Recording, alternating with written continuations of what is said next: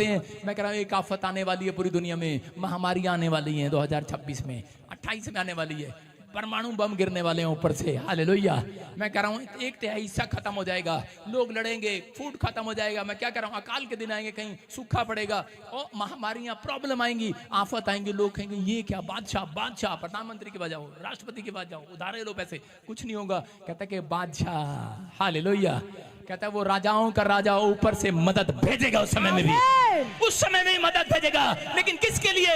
जिन्होंने पहले से प्रार्थना की होंगी। लेकिन बहुत सारे लोग उस समय प्रार्थना करने लगेंगे, हेलो प्रभु देना, परमेश्वर क्या चल हट, जब प्रार्थना की नहीं, अब प्रार्थना कर रहा है। इसलिए कह रहा है कि ऐसे समय में प्रार्थना करना जबकि परमेश्वर ऊपर से मदद भेजे तुम्हारे लिए यीशु के नाम में।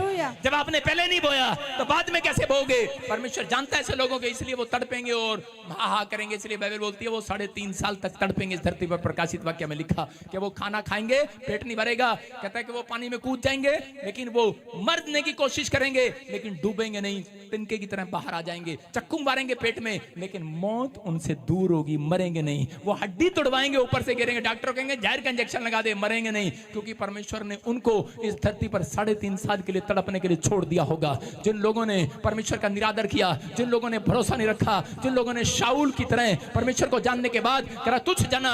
मैं आज उन लोगों को कहना चाहता हूं कि आज बहुत सारे लोग कह रहे हैं कि परमेश्वर तूने मेरी जिंदगी में काम किया, लेकिन अब क्यों नहीं किया, अब मैं जा रहा हूं तेरे से छोड़कर। मैं कह रहा हूं आफत एक दिन आने वाली है लोगों के ऊपर, लेकिन पवित्र आत्मा कह रहा है जितने लोग टिके रहेंगे, भरोसा रखेंगे परमेश्वर पर, कह रहा है कैसे भी आफत हो, कह रहा है कि विपत्तियां आए, लेकिन कहता है वो अपने लोगों को उनमें से छुड़ा लेगा यीशु मसीह के नाम में। कह रहा है अगर वो जो परमेश्वर एलिया को नाले में कग्गे भेजकर कहता रोटी खिला सकता है, कहता है कि चाहे आप कहीं भी बैठ जाना छुपकर। मैंने क्या कहा, कितने लोग मेरी बात मानेंगे? कल आपको आपके गली में जो सबसे गंदा नाला हो, गटर, उसमें जाके ढक्कन खोल के बैठना है आपको सारी रात। कितने लोग बैठेंगे? हाथ उठाओ। परीक्षा, आप समझ रहे, कोई नहीं मानेगा मेरी बात, लेकिन मैं क्या कह रहा हूं, लेकिन परमेश्वर आपसे बात कर रहा है। कहता है परमेश्वर ने ऐसा समय लेकर आया और इसी समय एलिया को कहा जान नाले में बैठ जा। कहता है इतना गंदा रात आ रही है। मैंने कहा चल बैठ। मैंने कहा हाँ ठीक है पास्टर। पास्टरों का जीवन ऐसा होता है, समझ रहे कि नहीं? वो कहता है उधर जा प्रचार कर, इधर जा प्रचार कर, इधर जा दुख उठा, उधर जा दुख उठा। उठाना पड़ता है। लोग गालियां देते हैं, लोग बोलते हैं अरे फिल्म एक्टर को बता लिया, अरे अरे क्या है? इसके साथ खड़ा होगा बन जाएगा, है इसके साथ खड़ा होगा। अच्छा ऐसे कैसे बन जाएगा भाई, दिखा ना जरा।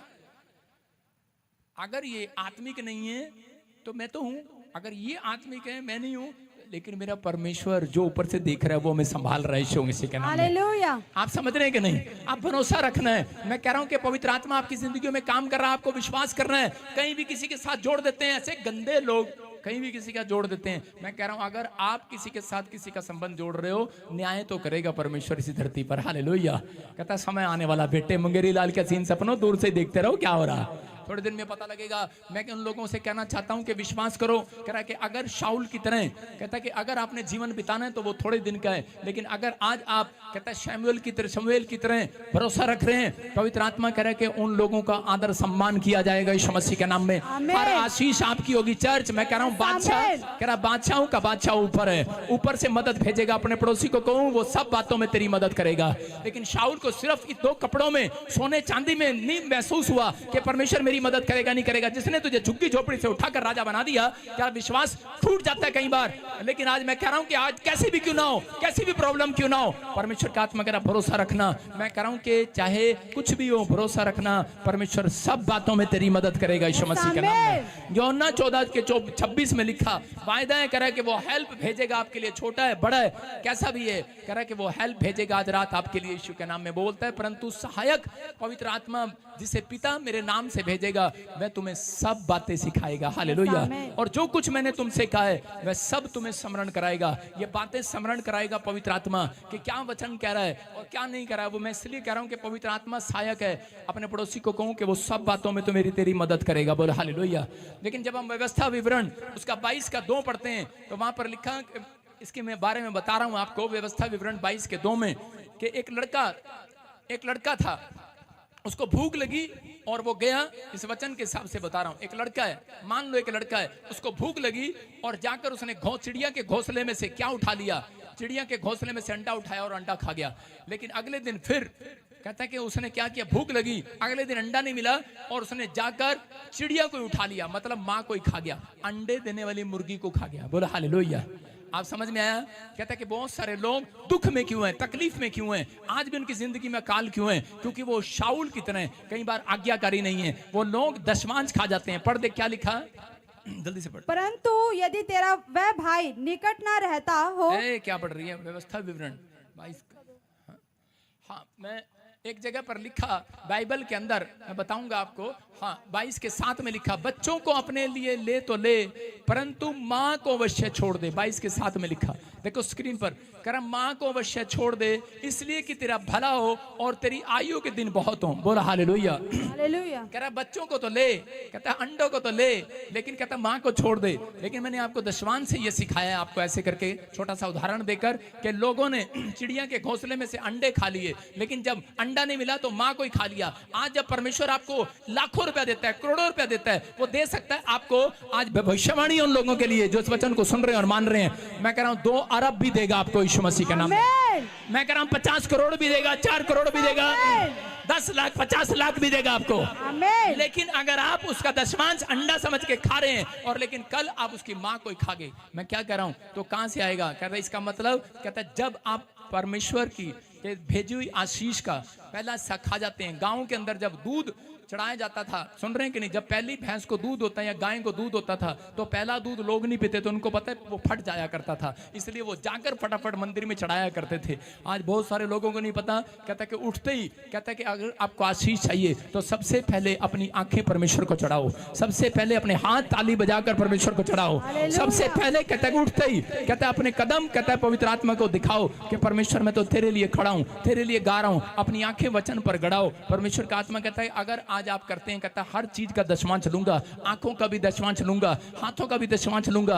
आप जितने दिन धरती पर जिंदा हो, एक दिन का भी दशमांश परमेश्वर आपसे लेता है। 24 घंटे के अलावा मैं कह रहा हूं कि 20 मिनट जितने भी आप इस धरती पर हैं, मैं कह रहा हूं दशमांश लेता है परमेश्वर। याद रखना, अगर आज मैं कह रहा हूं 2.5 घंटे, मैं फिर कह रहा हूं उन लोगों को परमेश्वर दशमांश लेता है उन लोगों से। अगर आज आप ईमानदार हैं परमेश्वर की हर बात में मानने में, तो परमेश्वर कह रहा है मैं हर बात तुम्हारी पूरी करूंगा, हर बात पूरी करूंगा ईश्वर के नाम में। ये तैयार रहना, इसलिए बोलता है बाइबल बोलती है, पुराने नए नियम में लिखा, मांगोगे, जोर से बोलो, जोर से बोलो, मांगोगे, हाथ उठा के बताओ, मांगोगे, मिलेगा ना, लेकिन 2 साल बाद मिलेगा।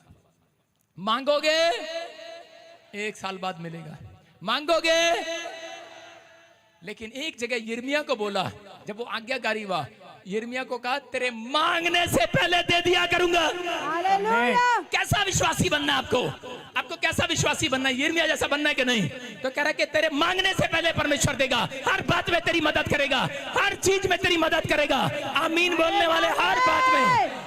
जब आपका प्रेयर टाइम जाने का टाइम होगा, याद रखना, मैं कह रहा हूं उस समय कहता है आपकी मदद करेगा। चर्च जाने का समय होगा, मदद करेगा।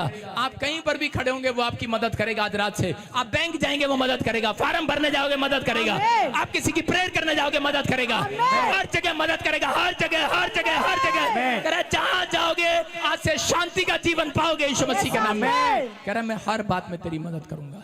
क्या आप विश्वास करते हैं वो मदद करेगा?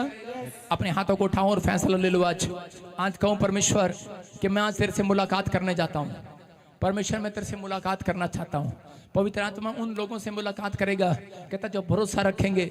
आज कहूं परमेश्वर कि मैं आज से मैंने जान लिया पवित्र आत्मा वचन में कि मैं अब शाऊल की तरह जीवन नहीं बताऊंगा, मैं अनाज्ञाकारिता का जीवन नहीं बिताऊंगा परमेश्वर, मैं आज्ञाकारिता का जीवन बिताऊंगा। और परमेश्वर मैं अपनी स्पिरिचुअल लाइफ को स्ट्रॉन्ग करूंगा, मैं उसको बढ़ाऊंगा। और चीज़ में अपना स्पिरिचुअल टाइम कहता है कि पवित्र आत्मा अपना प्रेयर टाइम, अपनी प्रेयर लाइफ पवित्र आत्मा तुझे दूंगा यीशु मसीह के नाम में। अगर आप आत्मिक जीवन जीने के लिए तैयारी कर रहे हैं, याद रखना परमेश्वर स्वर्गदूतों को भेजने की तैयारी कर रहा है आपके जीवन में। बड़े बड़े एंजल देख रहा हूं मैं उतरते हुए यीशु मसीह के नाम में। मैं देख रहा हूं बहुत सारे बहन भाई आजाद हो रहे हैं, उस कर्जे से आजाद हो रहे हैं। मैं देख रहा हूँ।